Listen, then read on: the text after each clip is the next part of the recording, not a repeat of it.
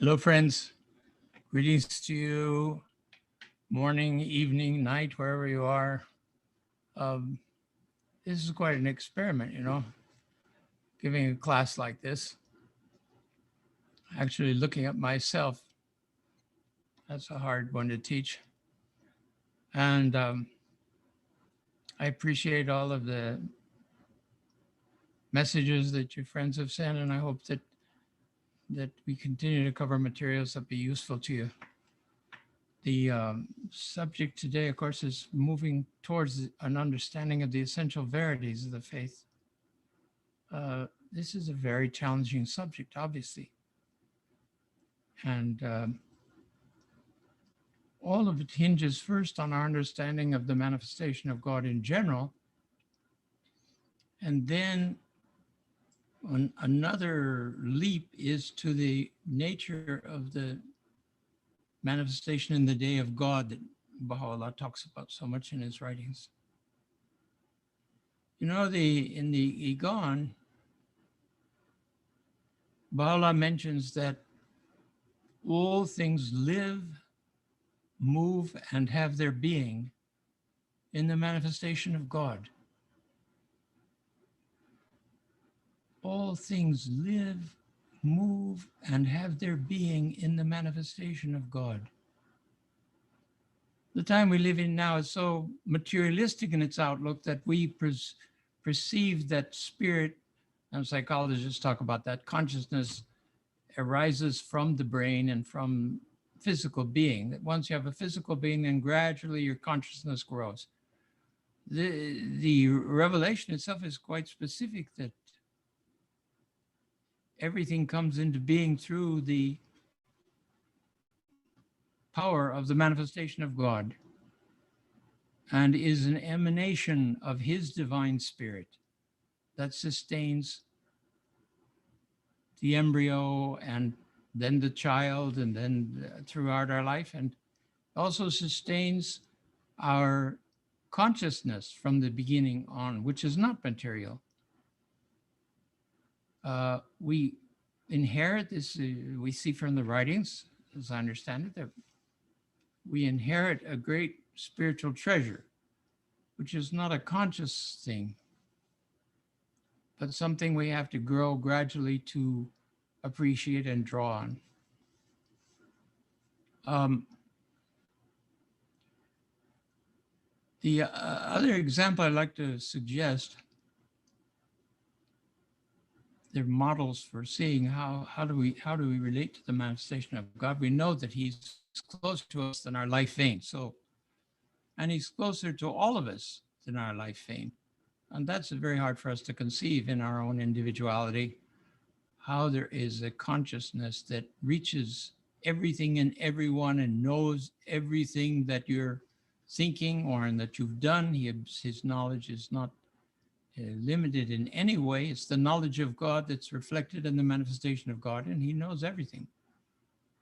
So if we want to sneak off in the dark and do something, we're accompanied. And he describes this. He says, one of the things that the masters has suggested, as I recall it, is that as the soul rules over the body and is the controlling factor of the body, the soul emanates from God and it controls our material being. And it's the powerhouse that heals us when we need healing and supplies us with energy and gives us consciousness and gives us life. Even Paris Talks, Abdu'l-Baha says that the power of thought is coming to us as an emanation from the Holy Spirit. All right, he doesn't put the manifestation right in the middle, but every place else we know that the Holy Spirit is the spirit of the manifestation of God. So it is Baha'u'llah to whom we have to be grateful for consciousness, for the power to think, for the power to move, for the power to live. And we live, move, and have our being in that consciousness.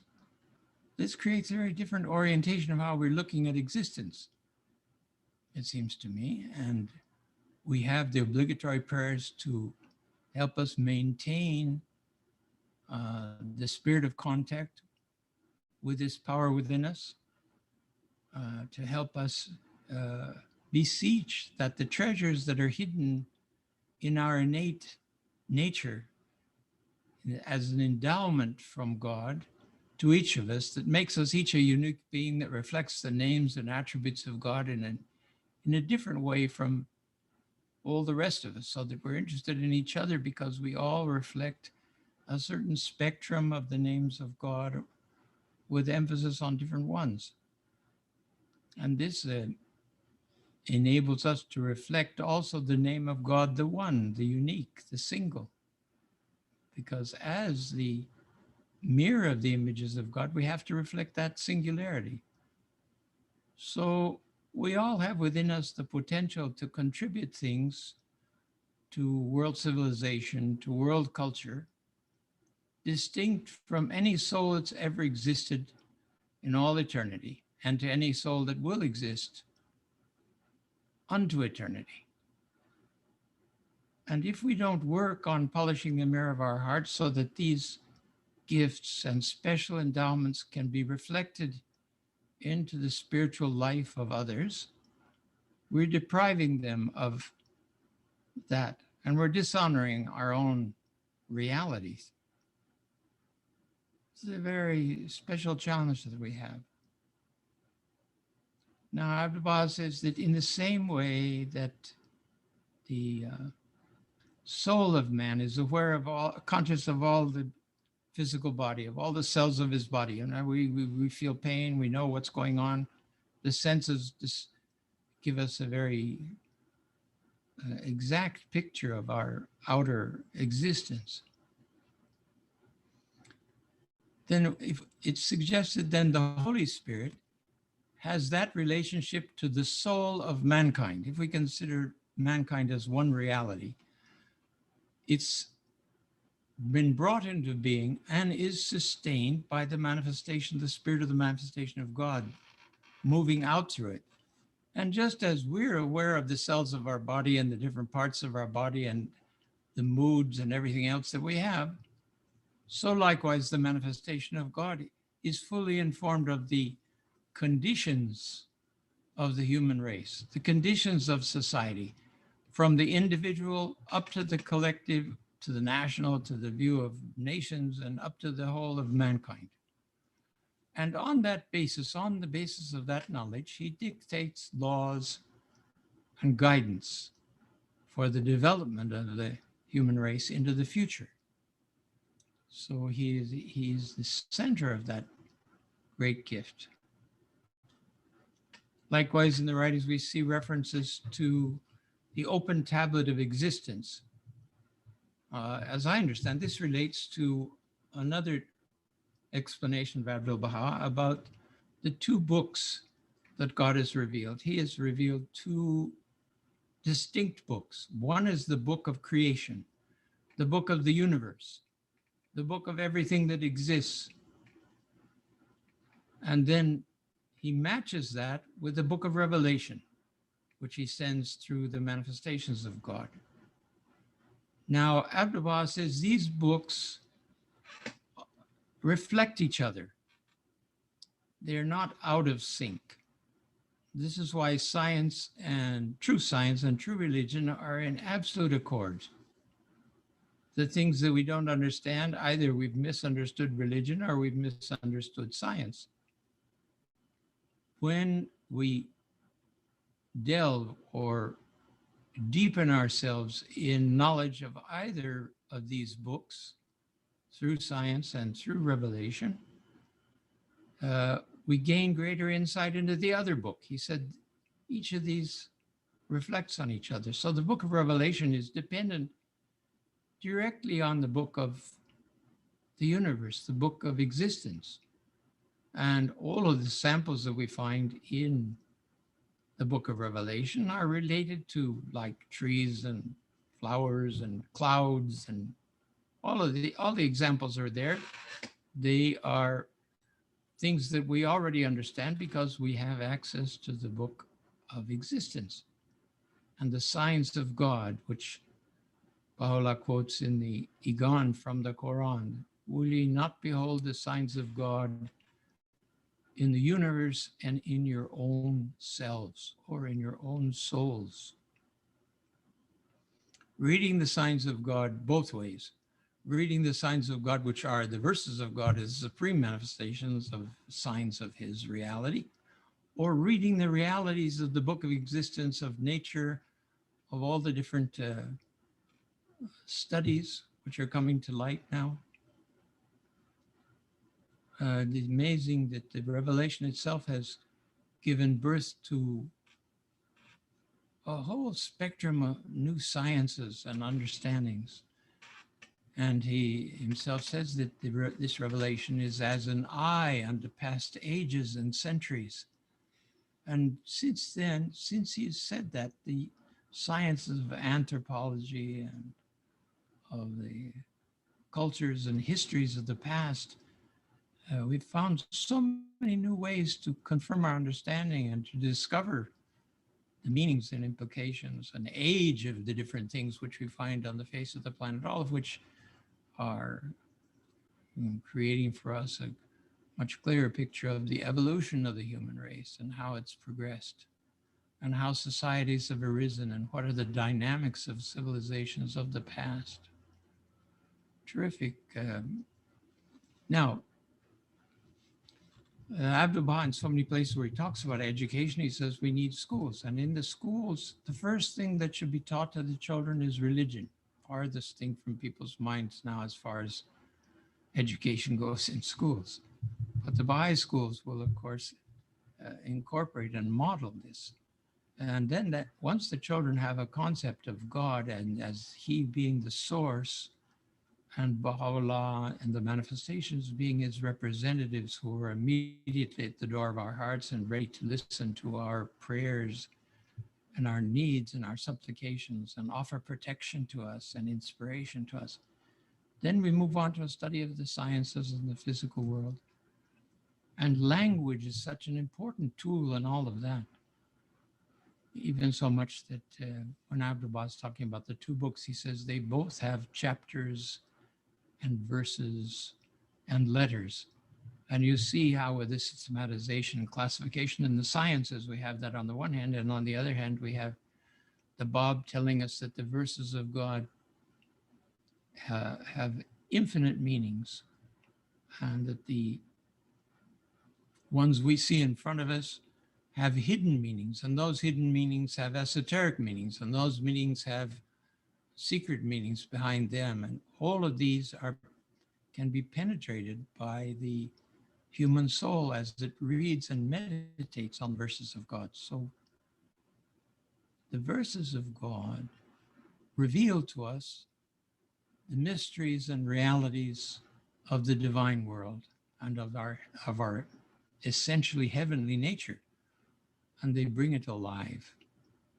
Now, how do we get to being able to read the book of existence with the intention that God has for us? He even says, he calls us to see with his eye and hear with his ear, this potential nature within us of selfless powerlessness, viewing the worlds of God through the intention God has for them. They're very important. And as you know, of course, this heavenly book of the Igan has these passages on how we can seek that reality. What are the prerequisites that we have? And then he talks about this, giving us a new eye and a new ear and a new mind and a new life. Everything comes to another stage of consciousness. Consciousness has degrees of development. Through the love of God, he says the limits of our consciousness soar out until we encompass knowledge of all things. Terrific promises that we have, just what the Spirit of faith will give us. But of course, we need to submit ourselves to those processes. We need to make efforts in his path. Whoso maketh efforts in our ways, they will be surely guided. We will surely guide them. All right, this is just a kind of preliminary to the question of approaching the essential verities of the faith, all of which enrich our possibilities of moving forward along the arc of ascent to gaining broader and broader consciousness.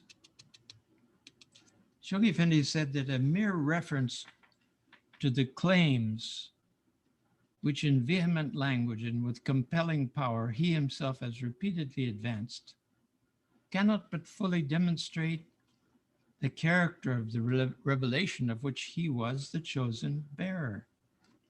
Let's see if we can bring these materials up on the screen here. Where we got share screen, I think it is. All right. That's the list of things. And That's right. First do this one, then select the tab, double click. Right, that's this. And then select the tab, 20 Essentials. Just a minute, here we go. All right. Have you seen that now? I hope. I can see that. Essential Verities of the Baha'i Dispensation. These are drawn from the work called the Dispensation of Allah. Okay, it consists of Baha'u'llah's own written testimony to the nature of his revelation. If I counted them correctly, there are 48 passages that he cites here. And the reference that we were just reading is this one.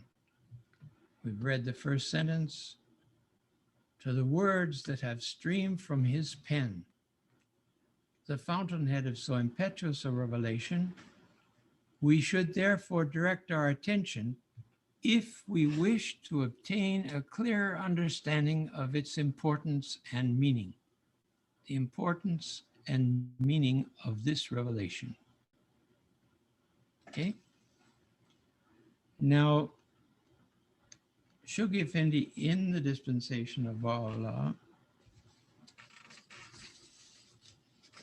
he starts his theme by quoting certain things from the Bab. I want to go to the Verities directly of Baha'u'llah, but this should be understood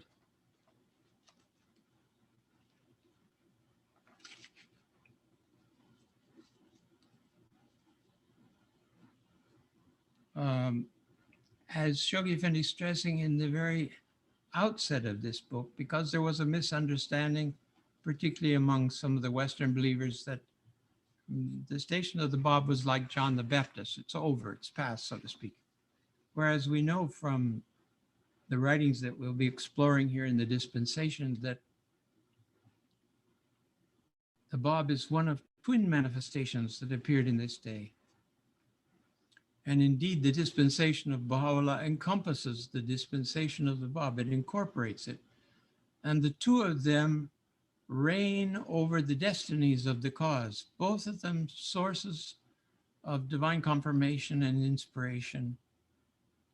So we have this double blessing in this day.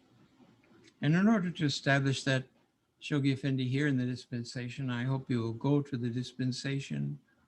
It's in the World Order of Baha'u'llah. It's also published separately. You can find it online. We can provide you with copies here if you want.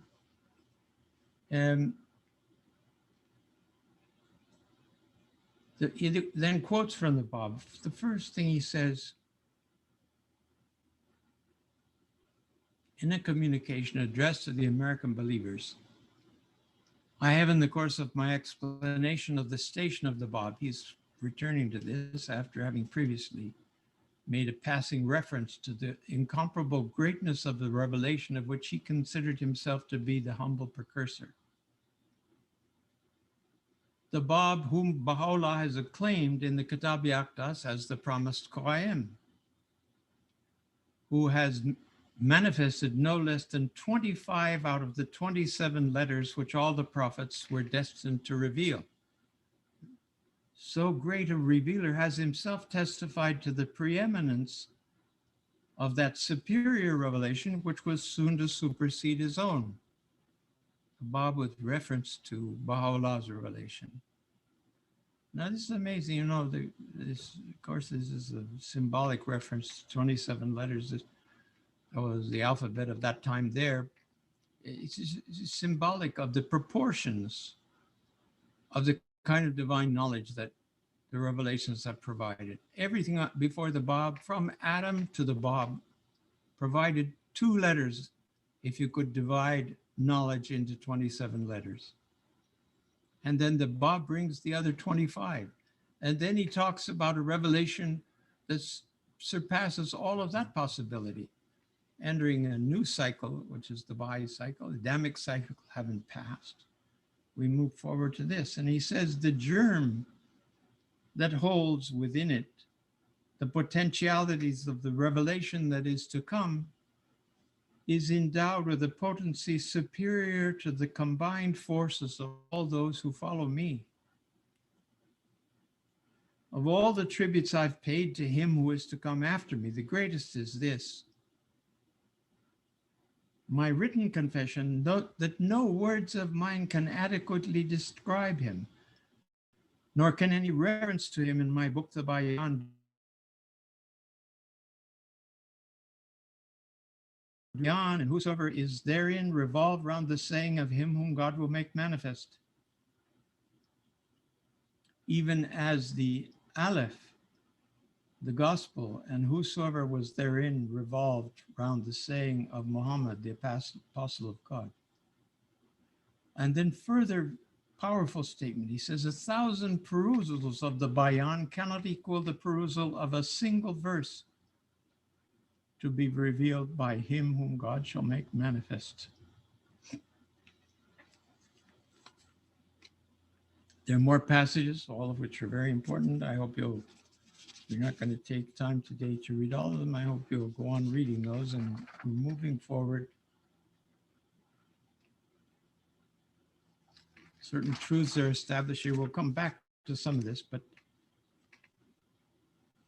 right now we want to move on to the 16th paragraph of the dispensation. The faith of Baha'u'llah should indeed be regarded, if we wish to be faithful to the tremendous implications of its message, as the culmination of a cycle, the final stage in a series of successive, of preliminary and progressive revelations. These, beginning with Adam and ending with the Bab, have paved the way and anticipated with an ever-increasing emphasis the advent of that day of days which he who is the promise of all ages should be made manifest, in which the day of days in which he who is the promise of all ages should be made manifest. To this truth, the utterances of Baha'u'llah abundantly testify. A mere reference to the claims which in vehement language and with compelling power he himself has repeatedly advanced cannot but fully demonstrate the character of the revelation of which he was the chosen bearer. So it's to these claims that we're going to look now. And you remember in the first materials that we considered, in the message to the committee, the UN Committee on the Future of the Holy Land and the relationship to the various faiths, he said that the faith of Baha'u'llah needs to be recognized as a world religion. And he says the two facts, the two evidences for this are, on the one hand, the claims of Baha'u'llah himself, and on the other, the extent to which his influence and teachings have encircled the globe. Now,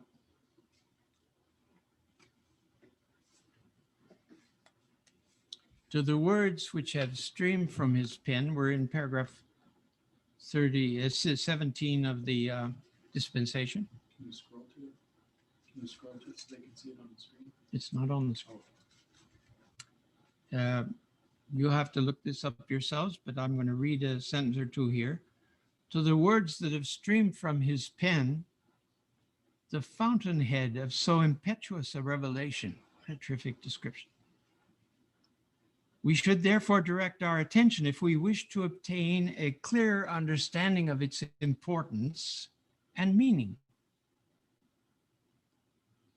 Then he foreshadows what these quotations that he's gathered, these 48 quotations that we're going to come to, in the following manner.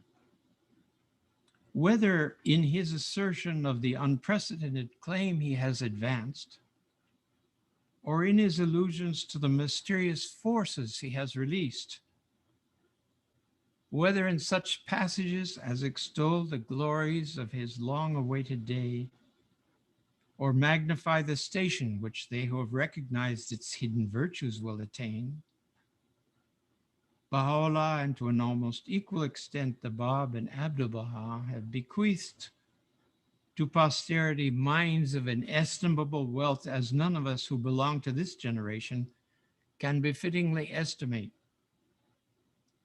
Such testimonies bearing on this theme are impregnated with such power and reveal such beauty as only those who are versed in the languages in which they are originally revealed can claim to have sufficiently appreciated.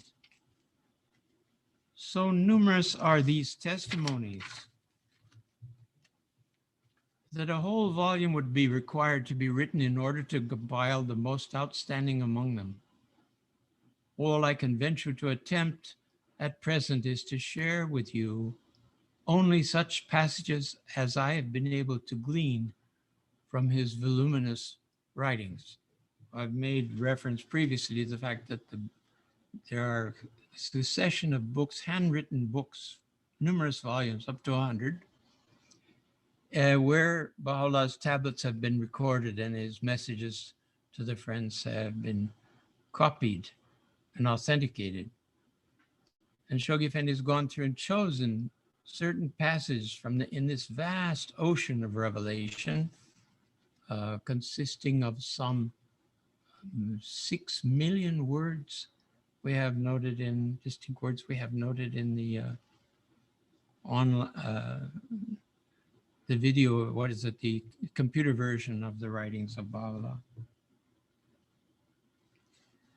So now we venture forth, friends. We're going to go down here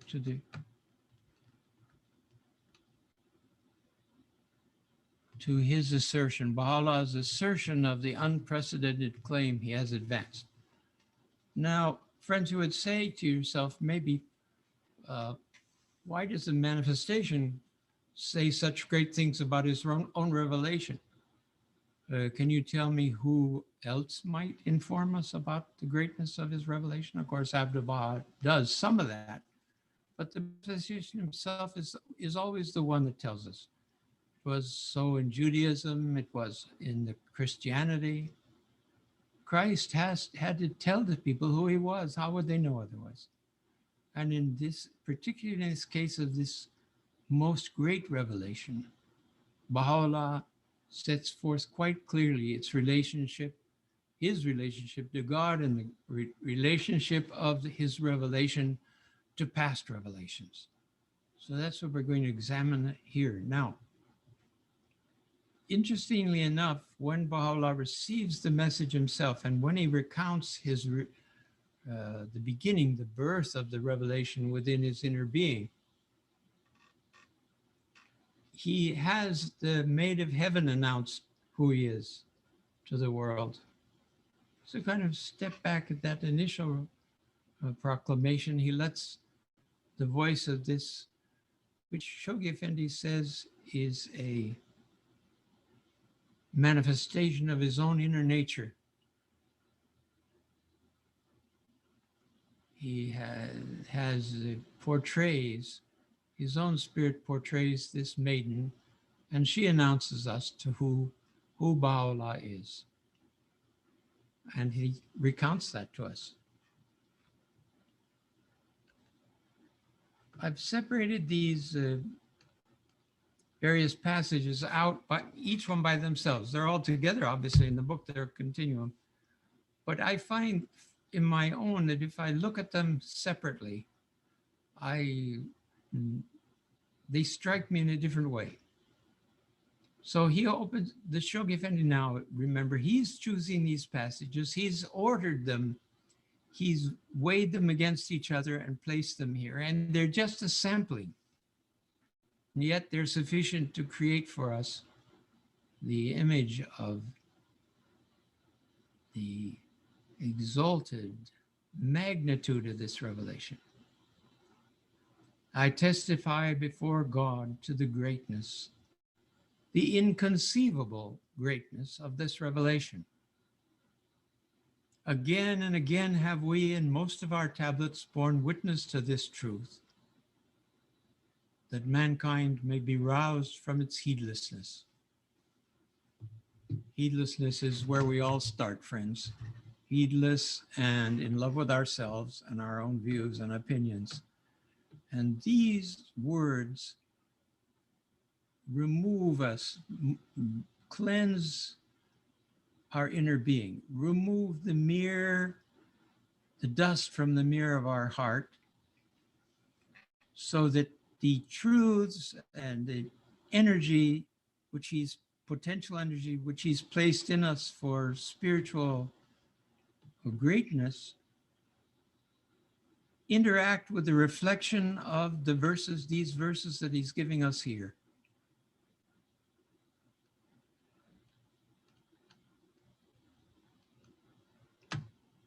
Marvelous quotation. In this most mighty revelation, all the dispensations of the past have attained their highest, their final consummation.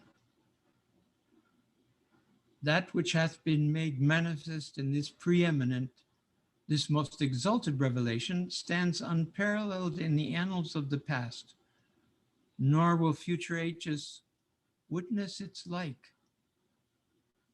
We're told that once in a universal cycle, in which there are cycles of revelation,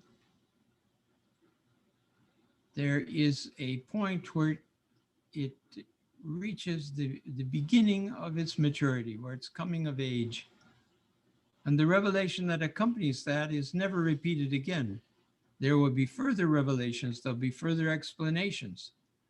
As we heard a couple weeks ago from the Forward to God Passes By, that the prophets, we can't estimate the greatness of the prophets who will appear within the shadow or under the shadow of Baha'u'llah, not because he's different in his innate nature from any other manifestations of God, but because he has been chosen by God to be the vehicle of so great an outpouring of divine revelation.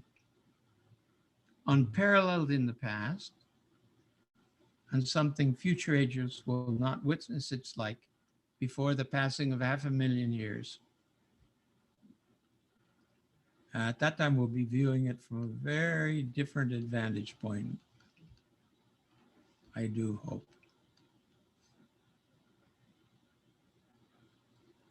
Now, this manifestation, this revelation of Baha'u'llah himself, he it is who in the Old Testament hath been named Jehovah, who in the Gospel hath been designated as the Spirit of Truth. I have many things to tell you yet, you cannot bear them now. When he, the Spirit of Truth, is come, he will guide you unto all truth. And in the Quran, he is acclaimed as the great announcement. I think he is the great announcement. His whole revelation constitutes that announcement. His being is that announcement in his own person. The manifestation is, on the one hand, is the living book moving amongst us, the representative of the divine presence while he's here on earth. And he's also the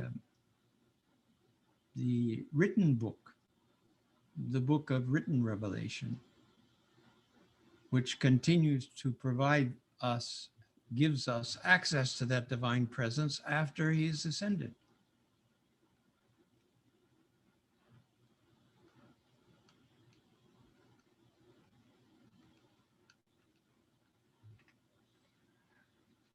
Wonderful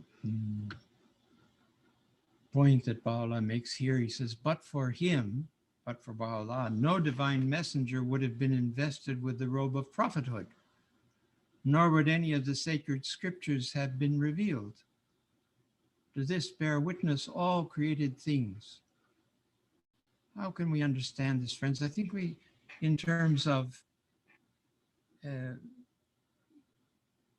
as Shoghi Effendi creates an image for us in other places, in other messages, that this there's a tree of revelation that's been growing.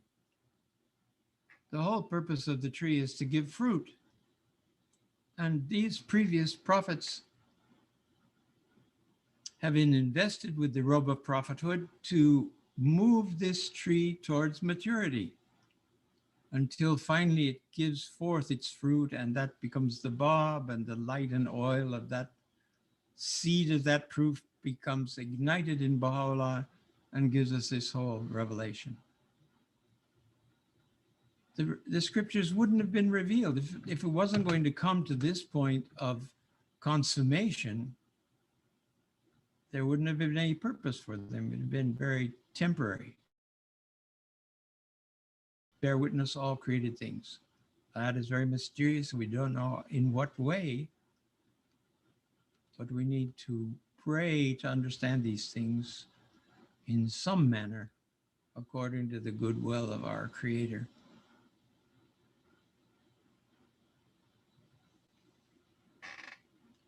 The word which the one true God uttereth in this day, though that word be the most familiar and commonplace of terms, is invested with supreme, with unique distinction. Now, I think we find that everything of importance in this world, and language is certainly of importance, grave importance for us. It is the means of conveying to us the revelation of God. All these things flow from God. So the very language we're using, the grammar, everything has all come gradually from the other world.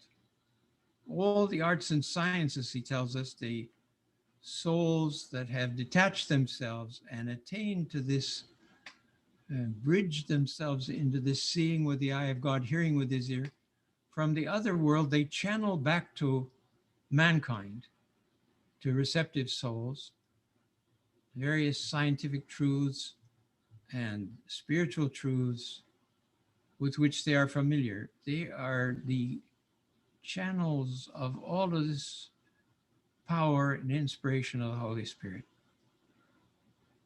So any word that's there, we could take it as a commonplace word because we use it in our everyday language. But he's telling us that it may be the most familiar and commonplace of terms, but in this with supreme and unique distinction. We need to stand in awe before these verses. We need to repeat these verses, I would suggest, my own feeling, out loud. We need to read them out loud. We need to pray before we read them that we might attain to some of the facets of their meaning. This is the next one, friends. Here we go. The pen of holiness. I solemnly affirm before God, hath writ upon my snow-white brow and in characters of effulgent glory, these glowing, these musk-scented and holy words. Behold, ye that dwell on earth, and ye denizens of heaven, bear witness. He in truth is your well-beloved. He it is whose like the world of creation hath not seen.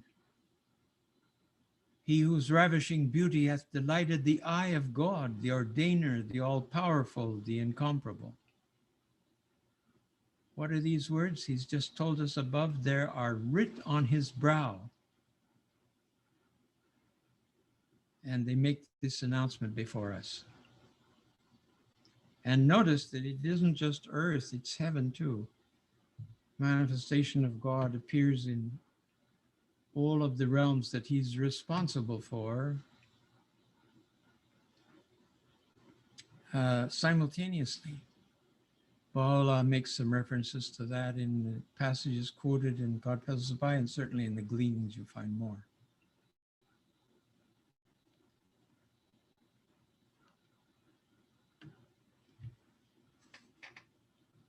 See, the next quotation is coming up.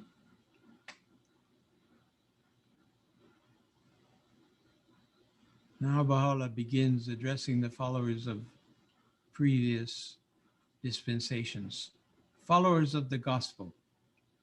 Behold, the gates of heaven are flung open. He that had ascended unto it is now come. Give ear to his voice, calling aloud over land and sea, announcing to all mankind the advent of this revelation, a revelation through the agency of which the tongue of grandeur is now proclaiming, lo, the sacred pledge hath been fulfilled, for he, the promised one, is come. How these things play on our imagination, how we need to repeat them several times, thinking of them, return to them again. A wonderful auxiliary board member, one from the first board of protection in the United States. Her name was Jesma Herbert. She deepened me in this dispensation. We read much of it together. Now, she said that she suggested this work needs to be visited, she suggested, every 6 months, because we change in the course of those 6 months. So the magnitude of our own understanding of the quotations is altered. The quotation doesn't change, but our level of receptivity to it, the breadth that we can give it when we read it is changed. So just suggest that it's something we need to keep coming back to. And he says, this is how we will obtain a clearer understanding and importance and meaning of so impetuous a revelation. The voice of the Son of Man is calling aloud from the sacred veil. Here am I, O God, my God. Whilst from the burning bush breaketh forth the cry, lo, the desire of the world is made manifest in his transcendent glory. The Father hath come. That which ye were promised in the kingdom of God is fulfilled. This is the word which the Son veiled when he said to those around him that at that time they could not bear it. Verily, the Spirit of truth is come to guide you unto all truth. He is the one who glorifieth the Son and exalted his cause, glorified his Son and exalted his cause.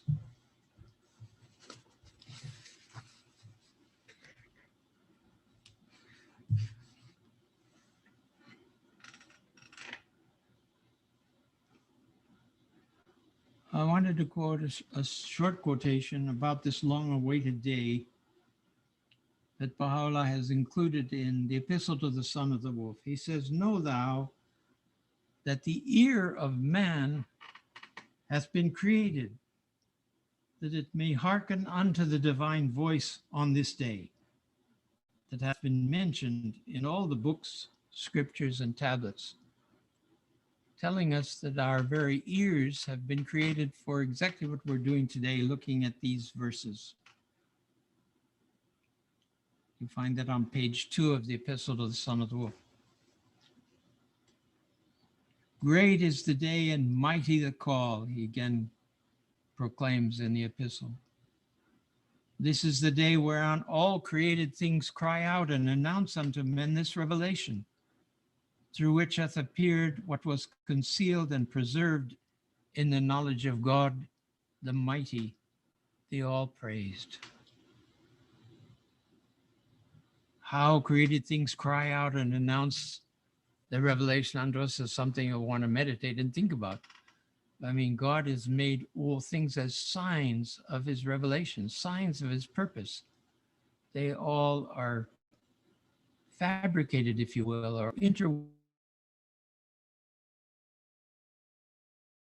in the scripture itself.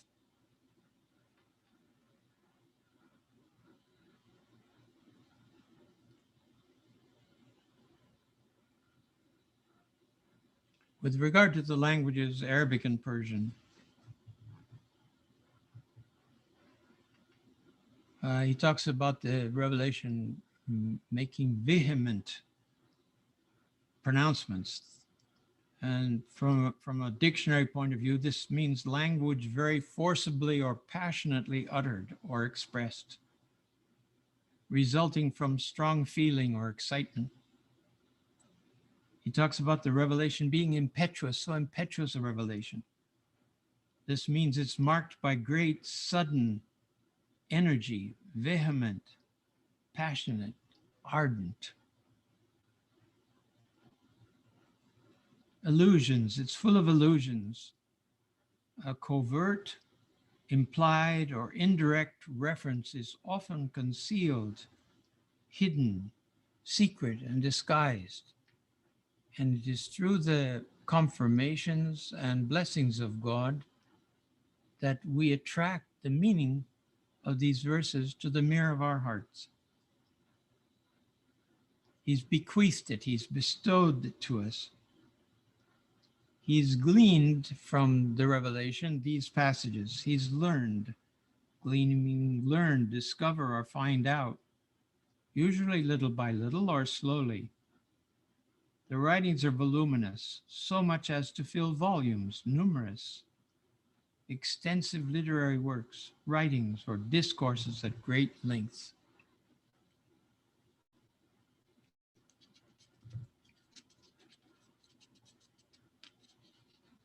The passage in the World Order of Baha'u'llah beginning with the words, this is a letter of Shoghi Effendi, that which hath been made manifest in this preeminent, this means within the cycle of 500,000 years. Jehovah, Shoghi Effendi has expounded on the nature of Baha'u'llah's revelation.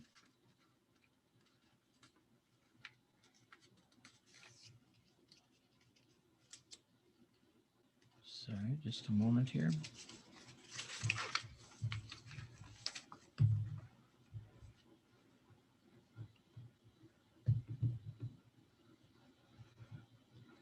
Both Joel and Zephaniah are two prophets of Hebrew scriptures, have both referred to this day, this promised day, as the day of Jehovah. The Spirit of Truth is a reference to the manifestation of God, specifically Baha'u'llah. To him, Jesus Christ has referred as the Spirit of Truth. God Passes By, page 95. And in the Bible, you'll find the reference to Spirit of Truth in John chapter 15, verse 26.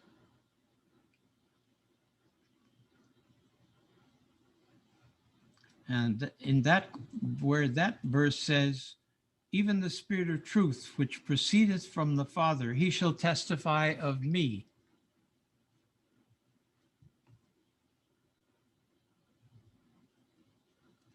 The great announcement, by him was the great announcement, the all-merciful is come and vested with undoubted sovereignty. This is from the Gleanings, page 40.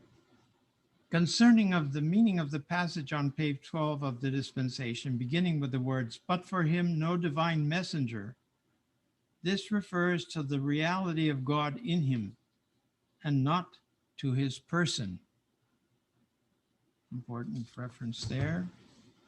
That's a letter of Shoghi Effendi dated 17 July 1937.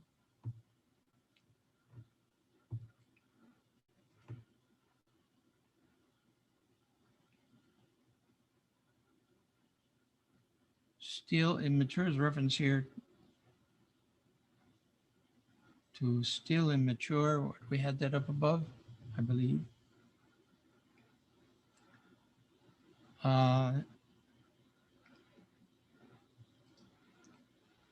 the promised day has come, we have Shoghi Effendi saying, one of the signs of the maturity of the world is that no one will accept to bear the weight of kingship. I think you've heard that.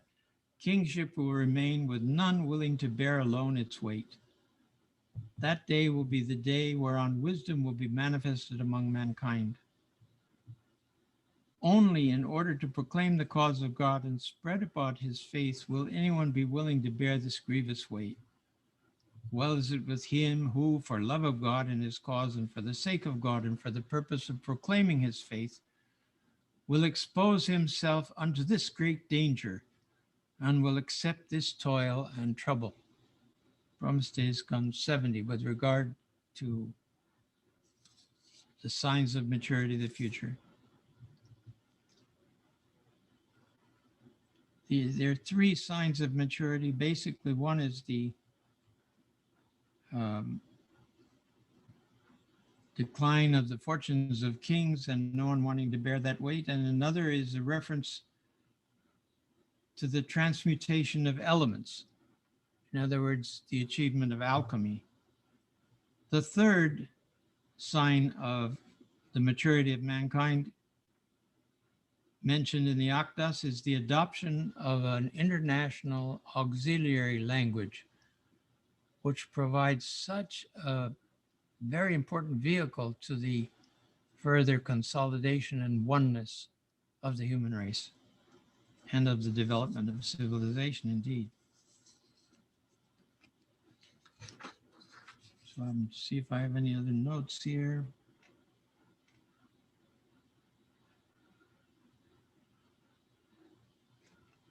All right, let's move on with the quotations here. There's lots to be looked up with regard to this. This is now a reference to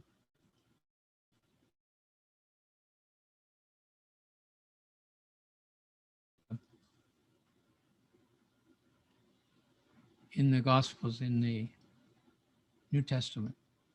The Comforter, whose advent all the scriptures have promised, is now come, that he may reveal unto you all knowledge and wisdom. Seek him over the entire surface of the earth, haply ye may find him.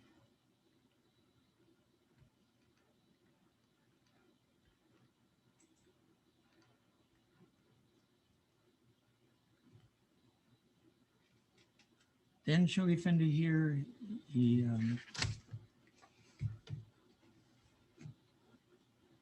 quotes from the Tablet of Carmel. Call out to Zion, O Carmel, and announce the joyful tidings. He that was hidden from mortal eyes is come. His all-conquering sovereignty is manifest. His all-encompassing splendor is revealed. Hasten forth and circumambulate the city of God that hath descended from heaven, the celestial Kaaba, round which have circled in adoration the favored of God, the pure in heart, and the company of the most exalted angels. You see how the other world is taken up with this revelation as well. It has its counterpart there and here, so that it calls forth all these various levels of the invisible kingdom, others, inhabitants of the other side.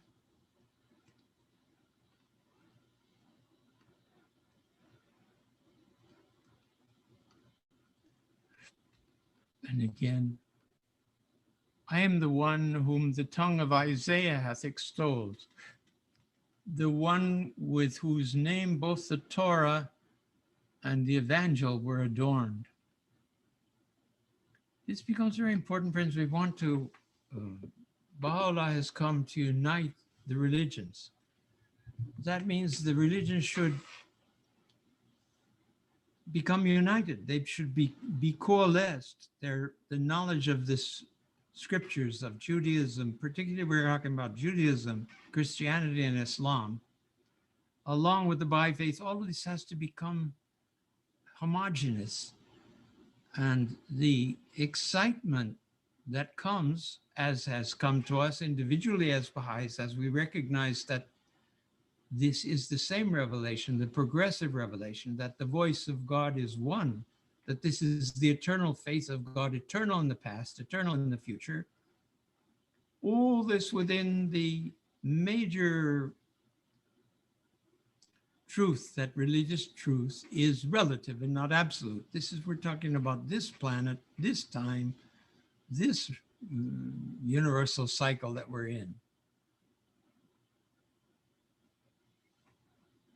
The one whose name both the Torah and the Evangel were adorned. Okay.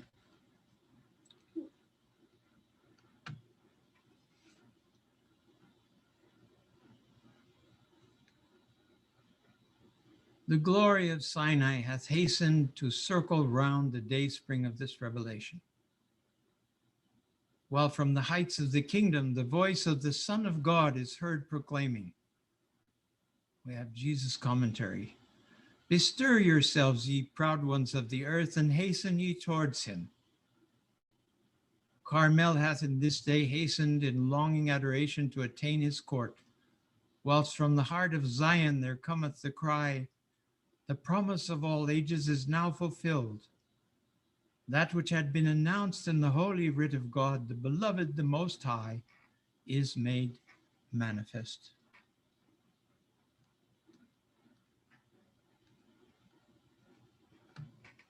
Now to Islam.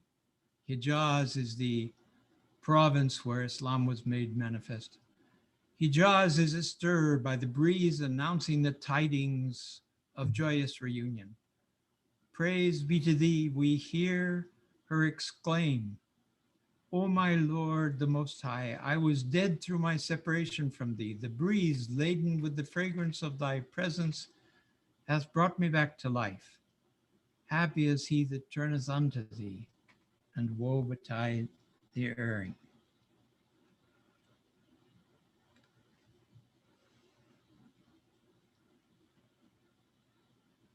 Elijah, by the one true God, Elijah hath hastened unto my court and hath circumambulated in the daytime and in the night season my throne of glory. Friends, I understand that Baha'u'llah was asked about these references that the prophets of God are circling around him and the announcements that they make as they attain visitation to his presence and his divinity. Are these symbolic? And Abdul says they're both symbolic, but they're also representative of the actual event that took place when he says Solomon has circled around me, or the one of the former manifestations of God is announced. Those things are real. Solomon in all his majesty circles in adoration around me in this day, uttering this most exalted word. You know, we're in a world of time, but in the world of spiritual reality, this message holds for all eternity. Solomon, in all his majesty, circles in adoration around me in this day, uttering this most exalted word. I have turned my face towards thy face, O thou omnipotent ruler of the world. I'm wholly detached from all things pertaining unto me, and yearn for that which thou dost possess. Friends, we've reached the end of the hour. Let's go over here to the chat box and see what you've got here.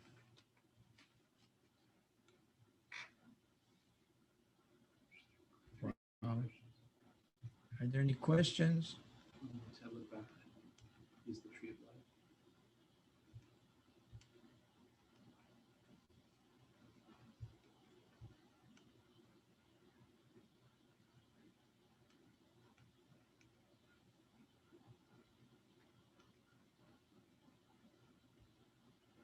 Did he say 500,000 years? Yes. Various times. Yes, the Baha'i cycle is at least 500,000 years. Yeah, we've got some more on top of that. Thank you for the clarification. Okay, thank you for another informative session. Thank you. In the tablet of Baha'i, it's mentioned, he is the tree of life that bringeth forth the fruits of God. We were wondering, is this a reference to the revelation of the Bab or of Baha'u'llah? They're all the tree of life. So they can see your face. They're all the tree of life, and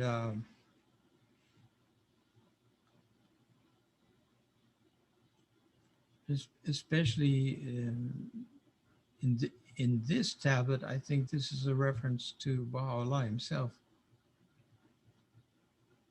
But that's my own perception.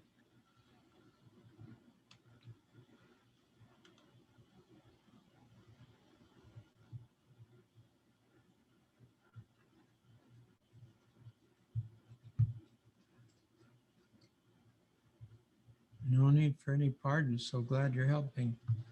Let's see.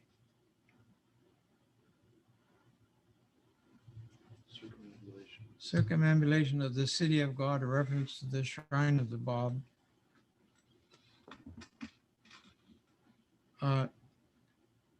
Not exactly, but we do know that the concourse on high and the messengers and apostles of past revelations are circling in adoration around the shrine of the Bab. That's been stated.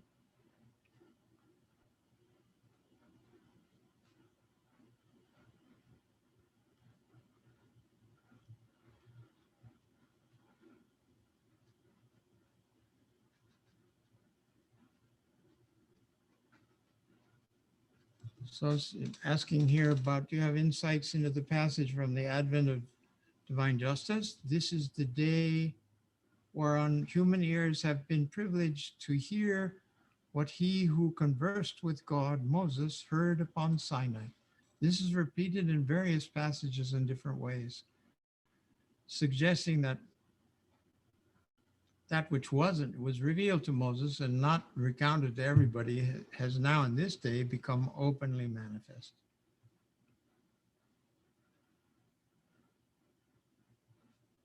Would you please give us the source for transmutation of being one of the signs of the maturity of mankind? Yes, look in the last two paragraphs of the Kitabi Akdas, and then go to the notes in the back of the book which relate to that passage, and you'll see the confirmation of the particular point about transmutation. Friends, I hope you have a lovely week. Nice to be with you. I'm sorry I can't see all your blessed faces. And I hope you will remember us and pray that we can continue to do this and be with you.